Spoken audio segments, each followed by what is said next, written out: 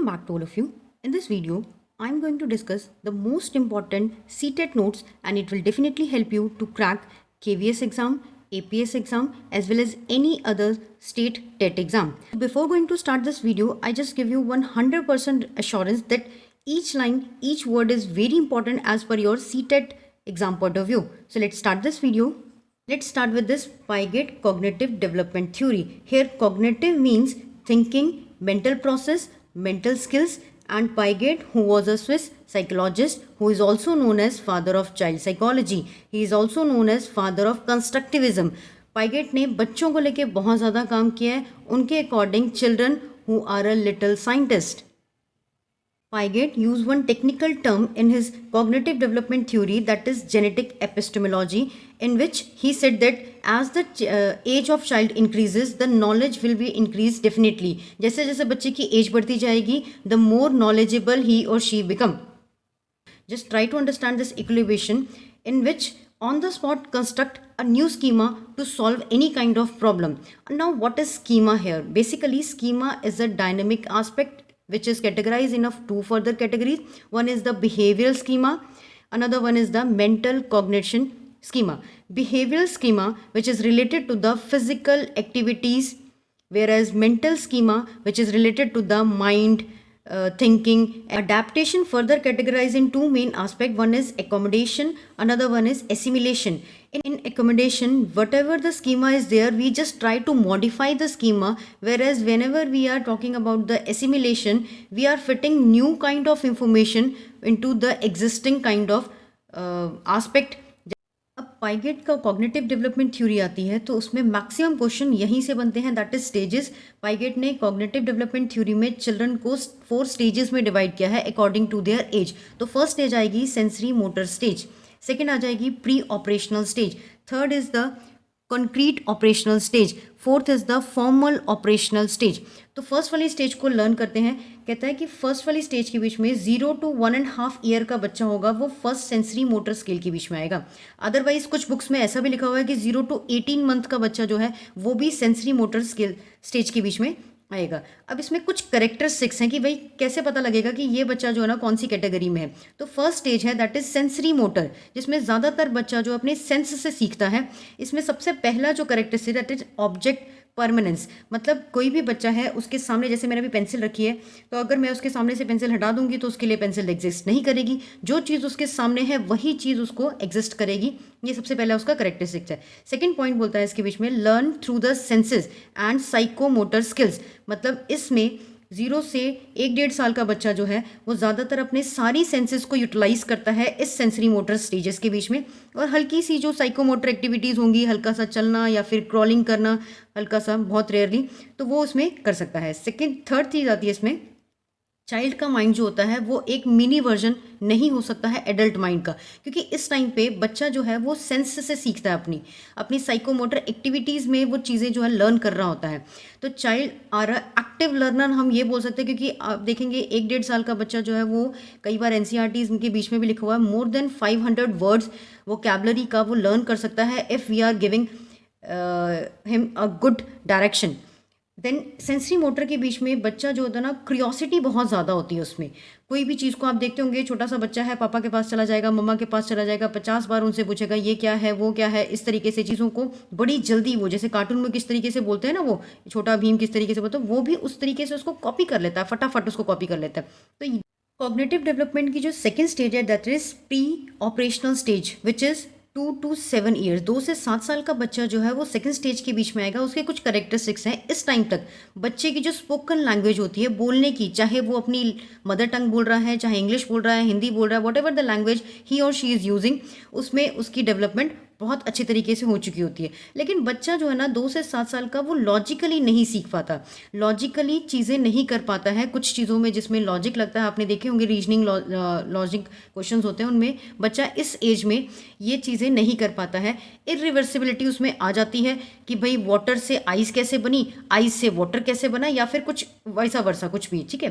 तो देन आ जाता है सेंट्राइजेशन होता है. सेंट्राइजेशन का मतलब होता है एक टाइम पे वो बच्चा एक ही एस्पेक्ट को, एक टाइम पे एक ही चीज़ पे फोकस कर पाता है. बच्चा इस टाइम पे 2 to 7 ईयर में ईगो सेंट्रिक भी होता है। कहता है कि अगर बच्चे को डॉल पसंद है, गर्ल को डॉल पसंद है, बॉय को मशीन पसंद है, बॉय को गन पसंद है, तो everyone can love the doll. उसको ये ईगो सेंट्रिज्म होता है कि मतलब मुझे डॉल पसंद है तो सबको डॉल पसंद होगी, मुझे मशीन गन पसंद है तो सबको मशीन गन पसंद होगी। इस एनिमिस्टिक थिंकिंग के बीच में होता है जो भी कार्टून्स हैं हमारे पास में, जो नॉन लिविंग थिंग्स हैं, उनको वो फील करता है कि they are living. Next third stage is concrete operational theory. अब यहाँ पे कंक्रीट का मीनिंग जो है ना वो रियल ऑपरेशनल थ्योरी से है, जहाँ पे बच्चे की एज जो होती है 7 to 12 ईयर्स की होती है। इसमें बच्चा जो है ना लॉजिकली थिंक करना स्टार्ट कर देता है, चीज़ों को रियल मानना शुरू कर देता है। यहाँ बच्चे की एब्स्ट्रैक्ट थिंकिंग जो है ना वो डेवलप हो जाती है, मतलब इमेजिनेशन पावर। जब बच्चे में इमेजिनेशन पावर डेवलप हो जाएगी तो डेफिनेटली उसका कॉग्निटिव डेवलपमेंट ज़्यादा डेवलप होगा। यहाँ concrete I have already told you that it means real. And यहाँ पे एक चीज़ उसने छोड़ चुकी होती है, दैट इज़ जो सेकंड स्टेज में थी उसके पास में, ईगो सेंट्रिज्म। मतलब कि जब मुझे डॉल पसंद है तो बाकियों को भी डॉल पसंद होगी। तो ठीक है, अगर उसने यहाँ पे ईगो सेंट्रिज्म को छोड़ दिया तो उसने क्या चीज़ को अडॉप्ट किया, कहता है सोशलिज्म बन चुका होता है बच्चा, जो हल्का सा सोशलाइज्ड बन चुका होता है कंक्रीट ऑपरेशनल स्टेज के बीच में, 7 to 12 ईयर के बीच में। यहाँ पे उसने अंडरस्टैंडिंग ऑफ 2-3 चीज़ों को उसने बहुत ज़्यादा समझना शुरू कर दिया होता है। एक तो होता है कंजर्वेशन, एक होता है क्लासिफिकेशन, एक होता है सीरिएशन। बिल्कुल इजी फॉर्म में इन तीनों चीज़ों को समझेंगे। कंजर्वेशन का मीनिंग यहाँ पे ये है, वो लर्न कर चुका होता है, उसको अंडरस्टैंड कर चुका होता है किसी भी चीज़ का वॉल्यूम। जैसे मान लो कि एक ग्लास है, उसकी शेप किसी भी टाइप की होगी, छोटा है, बड़ा ग्लास है, किसी भी तरीके से, मीडियम का है, अगर उसमें किसी भी टाइप का लिक्विड डाला जाएगा तो उसको पता लग जाएगा वॉल्यूम क्या है इसका। वो वॉल्यूम निकालना उसको समझ हो चुकी होगी इस टाइम पे कंक्रीट ऑपरेशनल थ्योरी के बीच में। क्लासिफिकेशन मतलब वो डिस्क्रिमिनेट कर पाएगा, ग्रुपिंग कर पाएगा चीज़ों को, उसको बोलते हैं क्लासिफिकेशन। मींस जैसे कि मेटलिक कौन से होते हैं, नॉन मेटलिक कौन से होते हैं, प्रीशियस मिनरल कौन से होते हैं, इसमें क्लासीफाई करना बच्चा समझ जाएगा। देन आ जाएगा सीरिएशन। सीरिएशन का मतलब क्या होता है, सीरीज़ में लगाना। जैसे आप लोगों ने देखा होगा 7 साल से पहले बच्चे को अगर बोला जाएगा ना कि इसको सीरियल ऑर्डर में लगाया जाए तो वो हार्डली, थोड़ा बहुत रेयरली बच्चे लगा पाएंगे। तो यहाँ 7 to 12 के बीच में उसको पता होगा कि छोटा है, उसके बाद बड़ा, बड़ा, बड़ा, इस तरीके से उसको इंक्रीज़ करना है। अगर बहुत बड़ी चीज़ है कोई तो इस तरीके से उसको छोटी चीज़ को इस तरीके से अरेंज करना है। तो यहाँ पे 3 चीज़ें वो सीख पा रहा है बिटवीन 7 to 12 ईयर के बीच में। That is third stage, that is conservation. कि कंजर्वेशन मतलब कि जिसमें आपको वॉल्यूम का उसको पता लग जाता है कि उसकी शेप कैसी भी हो, अगर वो उसको वॉल्यूम निकालना पता लग जाता है। क्लासिफिकेशन जिसके बीच में डिस्क्रिमिनेशन कर सकता है, वो ग्रुपिंग को क्लासीफाई कर सकता है, चाहे कोई भी आइटम उसको दे दी जाए। सीरीज़ में लगा सकता है, असेंडिंग ऑर्डर में, डिसेंडिंग ऑर्डर के बीच में। मतलब यहाँ पे उसकी इन सब चीज़ों को लेके एक रिवर्सिबल थिंकिंग जो है ना वो डेवलप हो चुकी होती है। Last stage is fourth stage, that is formal operational stage. It is the child when come in the 11 years और इससे अबव बच्चा हो जाता है तो उस स्टेज को हम बोल देते हैं फॉर्मल ऑपरेशनल स्टेज। तो यहाँ पे बच्चा जो है हाइपोथेटिकल डिडक्टिव रीजनिंग करना स्टार्ट हो जाता है। इसका मतलब क्या है, child use to start solving various kind of problem by step. Similarly they are solving the problem in a very organized way. ठीक है, दूसरी चीज़ आ जाती है इसके बीच में high degree of equilibration. Equilibration मैंने आपको पीछे अभी अब समझाया था कि whenever we are having any kind of problem on the spot by the constructive method, there is a new schema which is generated with in the child which is known as equilibration. ठीक है, then आ जाता है child use to develop a logical thinking which is solving his और her all the problems. Then आ जाता है जब लॉजिकल थिंकिंग आ जाती है उसके बीच में तो वो एब्स्ट्रैक्ट थिंकिंग डेवलप कर चुका होता है, उसकी अंडरस्टैंडिंग बहुत ज़्यादा अच्छी हो चुकी हो। सो पाइगेट की कॉग्निटिव डेवलपमेंट थ्योरी के बीच में पाइगेट कहता है कि first thought is coming then language is coming. मतलब कि पहले विचार आते हैं उसके बाद भाषा का विकास होता है।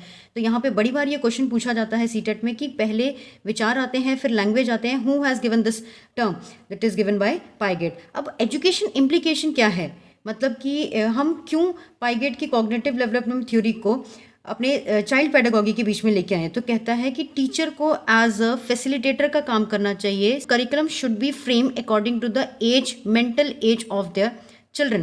देन यहाँ पे कहता है कि चिल्ड्रन को, जैसे उन्होंने बोला कि चाइल्ड जो है एक लिटिल साइंटिस्ट है, तो चाइल्ड को एक बहुत ज़्यादा एक्सप्लोर करने के लिए एक प्लेटफॉर्म देना चाहिए according to Piaget. That's it, this is the Piaget cognitive theory. So the next very important theory which is cultural theory which was given by Vygotsky, and Vygotsky who was a Russian psychologist. अब वो ये जो Vygotsky है उसमें कुछ चीज़ें बड़ी ज़्यादा इंपॉर्टेंट है एग्जाम पॉइंट ऑफ व्यू से, that he has given certain kind of aspect को बड़ी ज़्यादा importance, that is society, culture and language. आपको ये सोसाइटी, कल्चर, लैंग्वेज कहीं पे भी मिल जाए और कोई भी चाइल्ड साइकोलॉजिस्ट या पेडागॉगी साइकोलॉजिस्ट आपको वहाँ पे नाम हो तो आपने सिर्फ बहुत टाइम ना वेस्ट करते हुए वाइगॉट्स्की के ऊपर टिक लगा देना है. एंड वाइगॉट्स्की के according he has not given any kind of importance to the age, मतलब कि चाइल्ड की age is not matter, because Vygotsky के लिए 3 चीज़ें बहुत ज़्यादा इंपॉर्टेंट रखती हैं. One is society, social, culture, another one is the language. तो इनका कहना है वाइगॉट्स्की का कि लैंग्वेज और थॉट्स जो हैं वो दोनों के दोनों इंडिपेंडेंट हैं. Now, Vygotsky, in his socio-culture theory, he has given the 3 major aspects. One is the scaffolding, which is coming under the process. Another one is the ZPD, which is coming under the area. Another one is the MKO, which is coming under the person. Scaffolding means whenever you are trying to give a temporary help to anyone, means किसी इंसान को आपने हल्की सी help कर दी, उसको बोल देंगे scaffolding.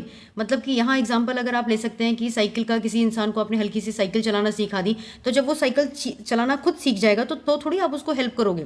मतलब टेम्परेरी हेल्प करी आपने उसको साइकिल चलाने में, बाकी वो आगे मास्टर हो गया साइकिल चलाने में.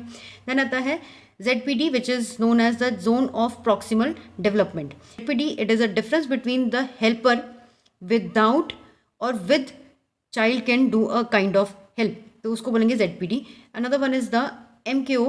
MKO का मीनिंग होता है more knowledgeable person. Now according to Vygotsky, a learner can learn a language with a social interaction. Means language जो है वहाँ पे एक टूल का काम कर रही है. जितना ज़्यादा बच्चा सोशली, कल्चरली इंटरेक्ट करेगा उतना ज़्यादा बच्चा जो है वो किसी भी लैंग्वेज को लर्न कर पाएगा. तो वहाँ पे वाइगॉट्स्की ने यहाँ पे इसको 3 स्पीच में डिवाइड किया है. One is social speech, another one is private speech, another one is silent inner speech.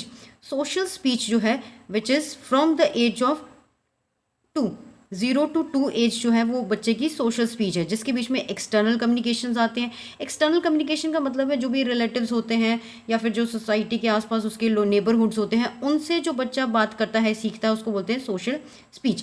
Then आता है प्राइवेट स्पीच. प्राइवेट स्पीच जो होती है वो 0 to 3 ईयर्स के बीच में बच्चा जब खुद बात करता है, अपने से बात करता है, सेल्फ वो बात करने की कोशिश करता है, उसको बोलते हैं private speech.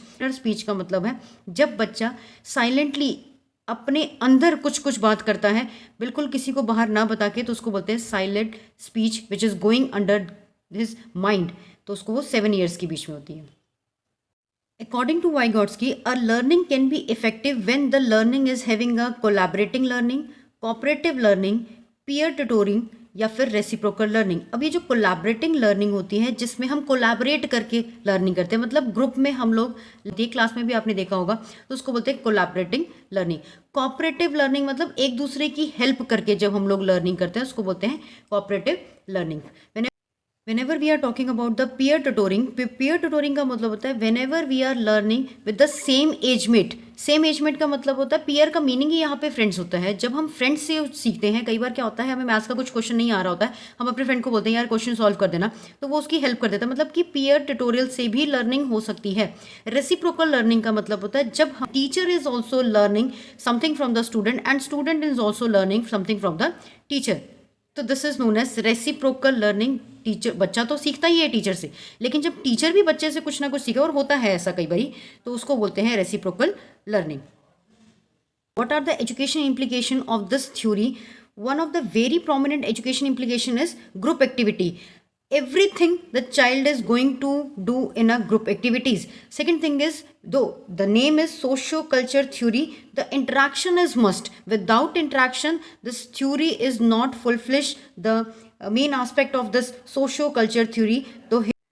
Next very important topic is learning disability. Means यहाँ से कोई भी कॉम्पिटिटिव एग्जाम, चाहे वो टीचिंग का है, उसमें चाइल्ड पेडागोगी है, उसमें डेफिनेटली 1 और 2 क्वेश्चन यहाँ से बनेंगे और हर साल बनते हैं. तो फर्स्ट यहाँ से देखते हैं डिसलेक्सिया. डिसलेक्सिया एक ऐसा डिसऑर्डर होता है जब बच्चा रीडिंग नहीं कर पाता है, उसको ये प्रॉब्लम होती है रीडिंग की, जैसे डॉग हो जाएगा उसको गॉड पढ़ देगा, ई को ई कोई और स्पेलिंग, डी को बी पढ़ देगा, इस तरीके से जो रीडिंग डिसऑर्डर्स होते हैं उसको डिसलेक्सिया बोलते हैं। देन आता है डिस्ग्राफिया। डिस्ग्राफिया का मीनिंग होता है राइटिंग प्रॉब्लम होती है, जब बच्चा राइटिंग प्रॉपर तरीके से नहीं लिख पाता है तो उसको डिसेबिलिटी होती है जिसको बोलते हैं डिस्ग्राफिया। देन डिसकैलकुलिया, जब ये सबसे ईजी है, इसमें कैलकुलिया मतलब कैलकुलेशन करने में उसको प्रॉब्लम होती है, बेसिक मैथ करने में उसको प्रॉब्लम होती है, that is dyscalculia, calculation problem होती है। डायस्टोपिया, जिसमें बच्चे की इमेजिनेशन जो है रिवर्स हो जाती है, एक ऐसा डिसऑर्डर जिसमें बच्चा का इमेजिनेशन रिवर्स हो जाती है उसको बोलते हैं डायस्टोपिया। डायस्मॉर्फिया, डायस्मॉर्फिया के बीच में बॉडी की शेप चेंज होती है। आपने देखा होगा कुछ बच्चे होते हैं वो हल्के से डिसेबल होते हैं because of their body shape, तो उसको बोलते हैं डायस्मॉर्फिया। देन आ जाती है अफ्रेजिया। अफ्रेजिया का मीनिंग होता है जब आप एक लैंग्वेज को कॉम्प्रिहेंस नहीं कर पाते हैं, उसको बोलते हैं अफ्रेजिया प्रॉब्लम। डायस्फ्रेजिया का मीनिंग होता है whenever you are having a problem with the speaking, आप बोलने में प्रॉब्लम करते हैं, क्रिएट कोई बच्चा बोल नहीं पाता अच्छी तरीके से, उसको बोलते हैं डायस्फ्रेसिया। डायस्फ्रेक्सिया का मीनिंग होता है जब आपके मोटर स्किल्स जो वो इतने डेवलप नहीं होते, जिसकी वजह से बॉडी की मूवमेंट जो होती है उसमें कुछ प्रॉब्लम्स आना शुरू हो जाती है। उसका रीज़न क्या है कि जो मसल्स में प्रॉब्लम होती है, चिल्ड्रन यूज टू हैव या फिर individual use to have walking problem, writing problem, उसमें बहुत सारी और प्रॉब्लम्स आ जाती है। मतलब जितने भी मोटर स्किल्स से प्रॉब्लम आती है, वो लिख नहीं सकता अच्छी तरीके से, पेंसिल नहीं पकड़ सकता इतनी अच्छी तरीके से, वॉक नहीं कर सकता, बॉडी की जो मूवमेंट है वो अच्छी तरीके से नहीं कर सकता, तो बड़ा इंपॉर्टेंट है ये डायस्फ्रेक्सिया। देन हमारे पास में कई बार डेफिनेशन आ जाती है ADHD। तो ADHD stands for attention deficit hyper active disorder, a kind of disorder where we are having hyper active defect. ठीक है। देन आ जाता है ऑटिज्म।